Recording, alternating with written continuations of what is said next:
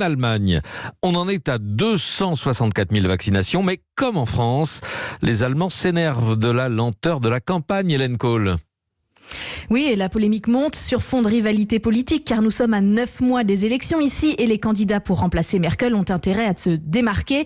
Mais le fait est que le pays piétine d'impatience. Alors c'est pas tant un problème de logistique, l'Allemagne est assez bien organisée, que en fait le nombre de doses disponibles qui sont encore trop rares pour qu'on accélère vraiment le rythme de vaccination. C'est un comble quand on sait que c'est en Allemagne, chez nous, que le vaccin a été élaboré, hurlent certains qui ont vraiment du mal à comprendre que l'Allemagne ait délégué les commandes de son propre vaccin à l'Union européenne. La chancelière est sous le feu des critiques, y compris venant de sa propre majorité, et on voit apparaître une forme de nationalisme vaccinal. Un nous d'abord que l'entourage de Merkel tente de contrer en expliquant que la mise en concurrence des pays européens dans la course au vaccin aurait conduit à des déséquilibres au sein de l'Union et au final, cela aurait inévitablement plombé la facture économique commune.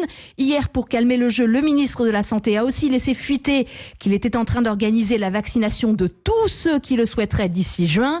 Le laboratoire BioNTech assure qu'il y aurait assez de doses, mais en attendant, les chiffres sont là, ils restent hauts et la courbe a fléchi un petit peu avec la fermeture des magasins et des écoles mi-décembre, mais on s'attend tout de même à ce que ces mesures soient prolongées, voire durcies cet après-midi. La réunion entre Merkel et les présidents des Länder commence dans 30 minutes. Hélène Cole à Berlin, semi-confinement, oui, sans doute prolongé jusqu'à la fin janvier, vous l'avez dit.